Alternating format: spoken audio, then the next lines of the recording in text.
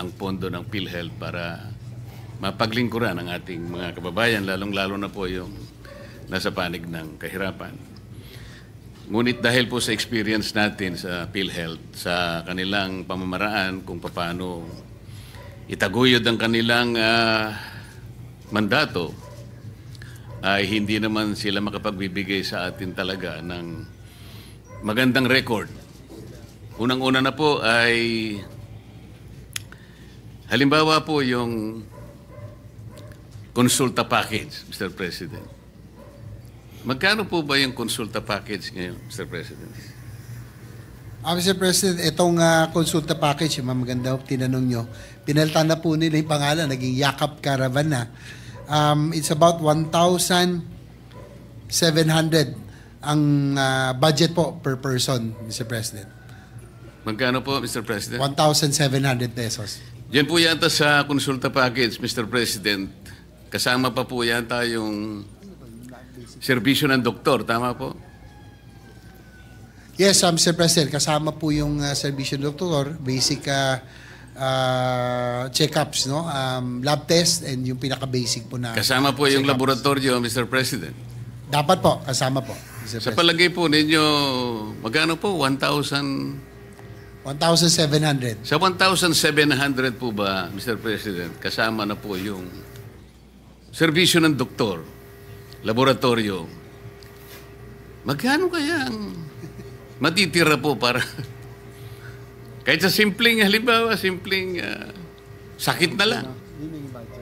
Na-estimate po ba ninyo, Mr. President, na talaga namang hindi na realistic naman yung 1,700. Siguro po nung 1950 siguro, baka sakaling mataas pa po ang mataas pa po ang halaga ng piso noon.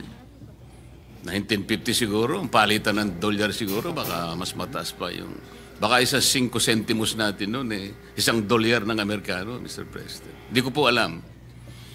Kasi si Senador Jinggoy po, napanganak na ng 1950s. Ako po, 60s po ako Ano po, realistic po yung 1,700 na konsulta package, Mr. President? Ito bang 1,700, does that include the professional fee of the Yes, doctors? Mr. President. Kasama yung laboratorio. Ano pa po kaya ang mabibili? Of all the doctors? Is it Yes, the standard Mr. fee? President. Kaya po, okay lang po yung masapatan po talaga. How did they derive on that figure? Baka masasagot po ng inyong butihing kapatid, Mr. President.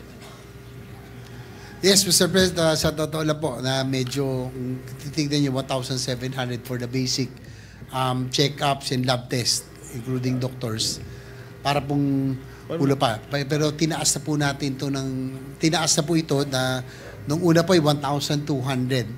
So ngayon po ay 1,700. Pero sana nga po ay inaano natin ng PhilHealth na aside from the case rates at iba pa, na magtaas po sila para naman maging mas maging katotohanan. Tama po kayo. And I agree with you na hindi na ho realistic. Pero kahit pa paano, this is the budget that was given to all. Do you have any breakdown of it? Kasi ang laboratory test, pagka CBC, complete blood count, lagpas 1,000 na po yan. Kung kumpleto talaga yung gusto nyo malaman sa inyong sa resulta sa blood test. Tapos may doctor's fee pa. I don't think that is sufficient enough. In 1,700 is sufficient enough.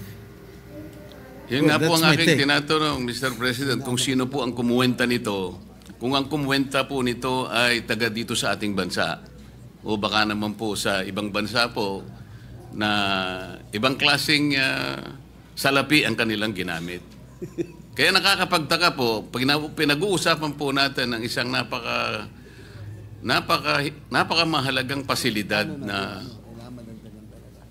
talagang magiging sandigan po ng ating mga kababayan sa panahon ng kanilang karamdaman. Pero kung 1,700 po, alam po nyo, yung aking pong bunsong anak, meron pong isang simpleng alaga na aso.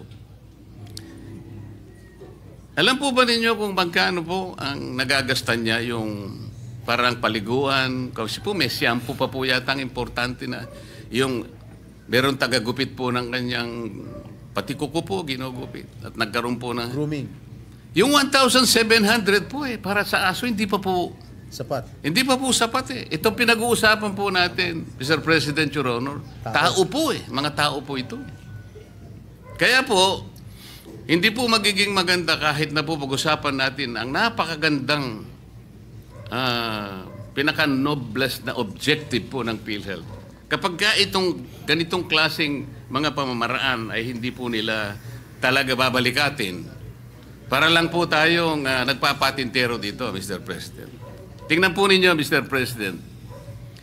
Based on PhilHealth's latest data, while 102 million Filipinos have registered with PhilHealth, only 27.8 million or 24% are enrolled with Consulta. So, naka-enroll po sa Consulta. Ilan percent po? 24% lang po ang naka-enroll out of 102 million registrants. Kahit na po naka-register, kung 1,700 lamang po ang package, baka po sa daga pwede po ito, Mr. President. Hindi, gusto ko lang po malaman kung kanino po galing yung 1,700 pesos per package. Kung PhilHealth ba? Sino ba? Kaya po nung tinanong ko po, Mr. President, ang sagot po ay 1,700, sinagot po ng ating... Yeah. Where did that figure come from? Siguro... Yes, Mr. President, actually, nagpapasalamat ako kay Senator Marcoleta for pointing this out. Talagang, talagang kung titignan nyo, parang kulang talaga. No? Realistically.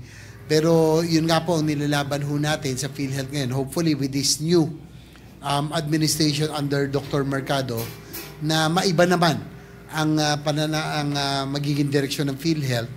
Dati po kasi nung panahon ni Manuel Ledesma, parang yung pagtrato niya sa PhilHealth, para pong ginawang private corporation. Na alam niyo naman ho, Mr. President, sa insurance, ang ugali ng private insurance, kung makakatakas sa liabilities yung mga dapat nilang bayarin, doon po sila kumikita. At the end of the year, pinagmamalaki nila yung kanilang savings and kanilang kinita, no?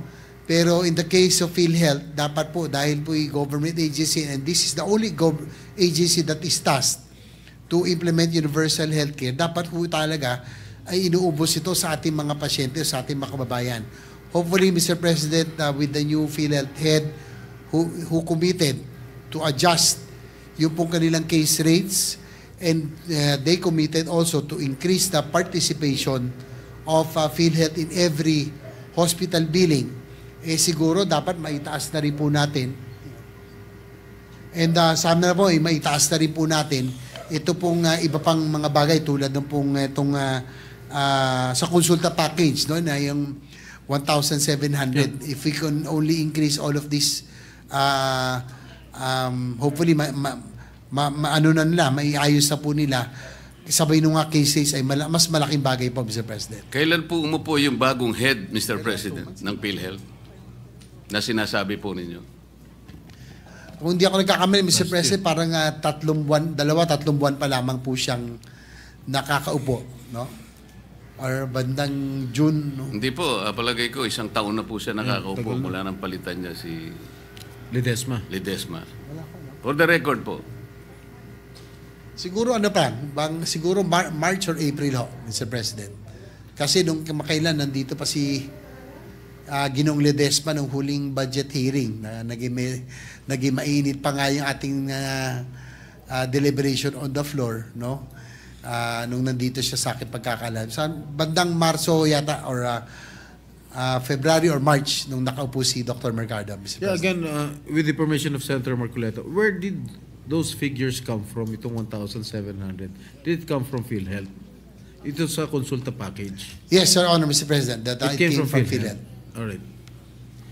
So makatid, mahigit na po siyang kalahating taon na siya ang head po ng PhilHealth, Mr. President. Tama po, Mr. President. Halos kalahating taon na pala. Kasi po, sa tala po, ito po, babasahin ko. First patient encounter, health advocates estimate that only 1% of the total population actually availed of consulta benefits. 1% pa lamang po, Mr. President, ang nakabenepisyo na po sa, ewan ko po kung paano na benefit sa 1,700. Pero 1% lang po, Mr. President. So kung 1%, ilan po yung pasyente na yun? O isa 115 million po tayo.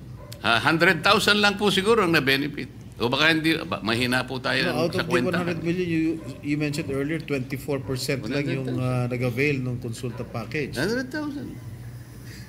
Ganun po ang kaawa-awang kalagayan ng PhilHealth.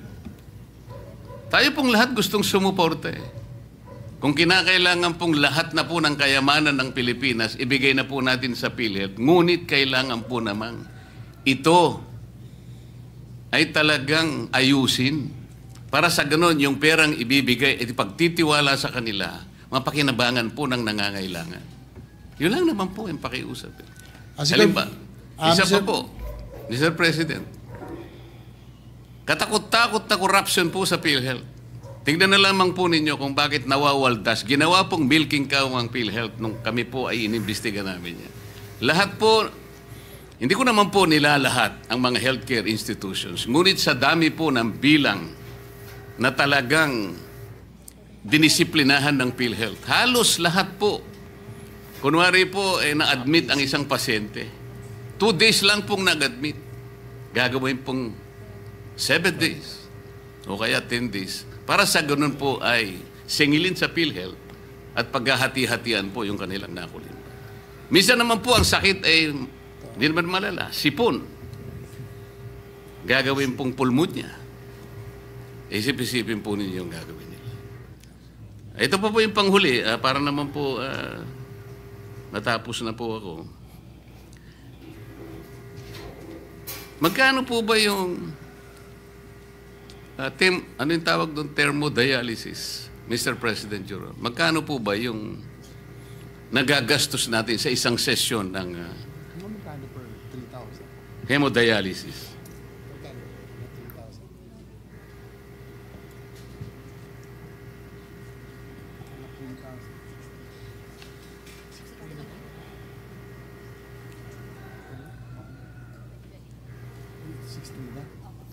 Your Honor, Mr. President, sa huli pong itong latest, nasa 6,350 na per session. Per Your session? Honor. Ang Dati po nasa binabasa, 3,000 lang eh. Pero Per session o per cycle?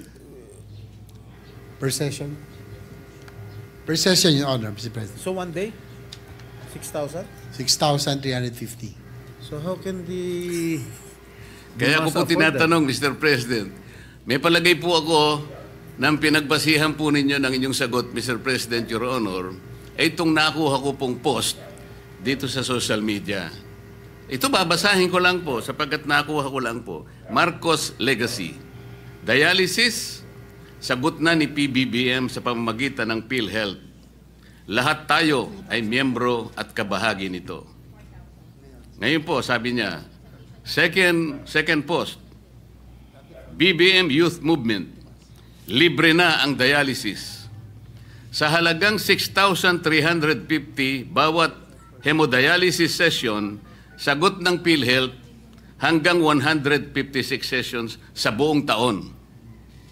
Ang tanong ko po, sino na naman po ang kumuwenta noong 6,350? Kasi po kanina, yung konsulta, nagtataka na rin po ang ating presiding officer kung sino ang kumuwenta ng 1,700.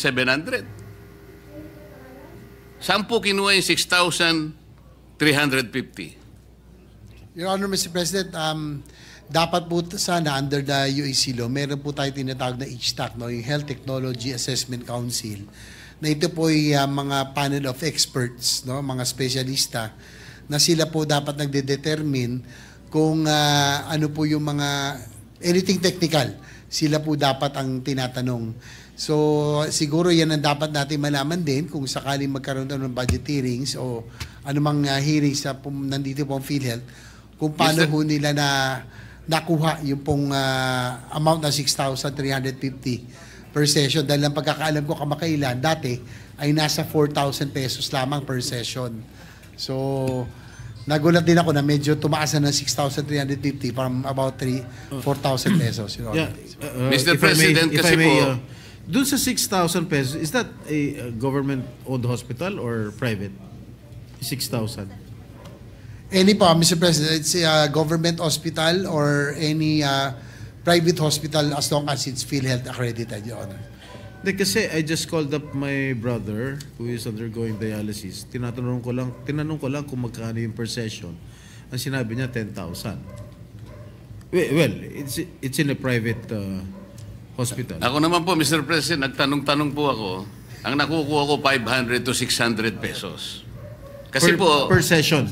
per session po. Kasi kung 156 sessions per year, yung 6,350, halos 1,000,000 po yun sa isang taon. Ang budget po ng PhilHealth sa dialysis is 20 billion. Sa mga katwid, kung ito po ang batayan na halaga, 6,350, 20,000 patients lang po ang kakasa sa 20 billion. Magkano po ba ang isang dialysis machine, Mr. President? Between 600 to 700, 600 to 800 pesos. Kinuwenta ko na lamang po sa 500. Yun po yung nakukuha ko pong feedback sa mga nagpapadialysis. Hindi po dapat 20,000 ang magiginabang. Tinaas na naman po nila. At the very least, Mr. President, 240,000 ang dapat makinabang. Ito na naman po, pag hindi nyo binantayan, this is again a possible source of corruption. Maraming salamat po, Mr. President. Thank you, Sen.